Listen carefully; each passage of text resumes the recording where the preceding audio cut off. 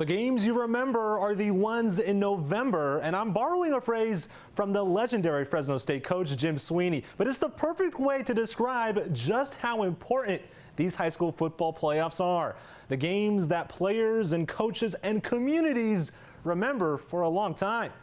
Communities like Sanger, who is hungry for a championship. It's been almost a decade since their last Central Section football title, but Bullard jumped ahead early, 7-0. So how would the Apaches respond? How about by handing off to Kendale McGrew? He rumbles for a gain of 20 yards. Then at the goal line, they give it to him again. Kendale McGrew ties the game at 7, but as was the case at a lot of games tonight, the kickoff returns were dangerous. Did you see that lateral to Tomas Dixon, who finishes off a 75-yard return for a touchdown for Bullard? The Knights retake the lead 14-7, but it was the Apaches that won. Final score 28-21. So here's a look at the Division 1A bracket now. Bakersfield Christian hosts Sanger. Liberty Bakersfield, huge winners at home against San Joaquin Memorial. They travel to Hanford. But oh, we're just getting started. The higher bracket is Division 1 AA, and that's where 2-seed Clovis was pitted against Frontier of Bakersfield. Late first half, Clovis leads 14-12 when Deegan Rhodes connects with Carlos Young, and that's enough to move the sticks. A couple plays later, Rose would air it out to Israel Briggs, and the University of Miami commit hauls in the pass for 6. That put Clovis up by 9 at halftime. The Cougars led by as many as 15.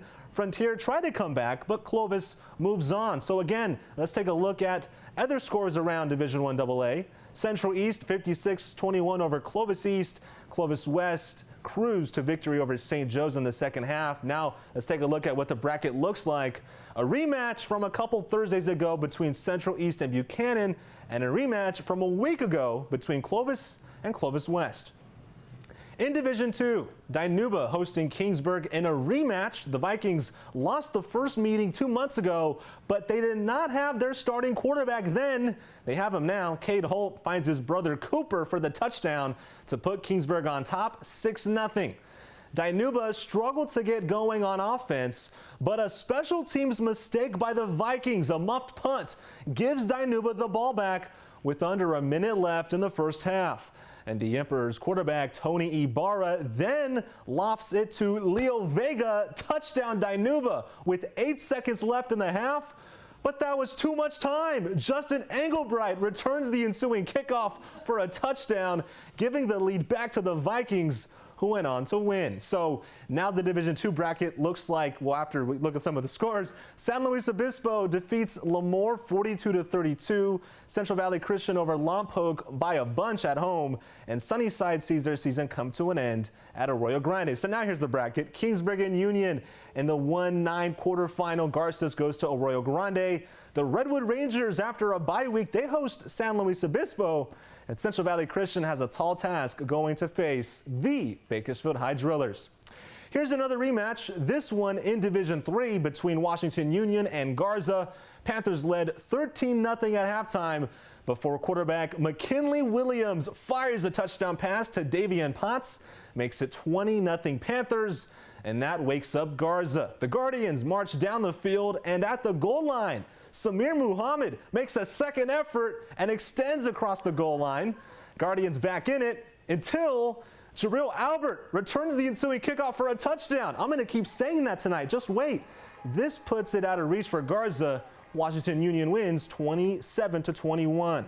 Here's other scores from around Division 3. Oh, real quick. The reigning D3 champion Kerman Lions begin its title defense on the road. Tulare Western struck first on a TD pass from Juju Hernandez to Amarion Taylor. It would not take Kerman long to respond. Adrian Torres throws a pretty pass on the money to Steve Luna, and he goes 65 yards for the score. Things went from bad to worse for Western when their quarterback got banged up, could not return. But Torres continued to light it up for Kerman. Here he is throwing a touchdown to Kingston Bowen as the Lions win on the road. Now let's show you some of the other scores. Mission Oak gets shut out by Golden West. Independence, Madera had that game. They had the lead. Independence scores twice in the fourth quarter to win. Porterville has no problem against Ridgeview. But what about the bracket? Washington Union now goes on the road to top seed Shafter. Golden West hosts Kennedy, two entirely different teams. Kennedy runs the ball, Golden West throws the ball. We'll see who wins that one. Porterville hosts Independence, and the Kerman Lions have a tough game, but the Wasco team is waiting for them. Last year, Roosevelt as a 15 seed upset Exeter. Now, could the Monarchs get revenge as the road team this year? Both teams took a quarter to settle in, but at the start of the second, it was Roosevelt quarterback C.J. Barker seeing his guy wide open. His eyes got wide open after he saw that. It's Elijah Ferry for the 21-yard touchdown grab. Roosevelt takes a 7-0 lead, and those would be the only points they need because the Rough Riders shut out the Monarchs 20-0. Other scores around Division 4, Kalinga over Monache 30-15. Dos Palos with a road shutout win over Santa Ynez. So Dos Palos goes to McLean. The Highlanders are undefeated, as is Emmanuel, who hosts the Napomo Titans. Roosevelt has to go on the road to North Bakersfield. Kalinga, the defending D4 champs, goes to another undefeated team in the Templeton Eagles. In Division 6, the Parlier Panthers were looking to pull off the upset at 2-seeded Orosi. Here's a question. How many quarterbacks do you know wear the number 32? I know one. His name is Juan Diego Villegas, and he connects with Caleb Chavez for the Orosi touchdown. That fired up the Cardinal band for the moment, because seconds later, yup again, Parlier's Andrew Gonzalez returns the ensuing kickoff for a touchdown. Orosi retook the lead on the next drive when Jason De La Cruz strolled in, and Orosi dominated from there, winning 55-14. Take a look at the bracket now in Division 6. Orosi hosts Fireball. Foothill will host Miramonte. Minarets, they beat Sierra, and they will host Mendota. Real quick look at Division 5. Liberty Madera wins over Selma at home. A back-and-forth battle between Strathmore and Chowchilla, but the Tribe won, and the Woodlake Tigers roll. And now the Division 5 bracket real quick. Liberty Madera will host Morro Bay. They beat Delano. We saw Hoover go up to Cabrillo. A bit of a delay with the charter bus kind of set them back. The Patriots lose to Cabrillo. Chowchilla at West Bakersfield. Woodlake will host Reedley. No Fresno State football tomorrow, but Fresno City College plays for the Pump at Reedley College, and COS faces Modesto for the Central Valley Conference Championship, which Fresno City could clinch a share of if COS wins. Until then, that's sports. The Fox 26 News at 10 will continue.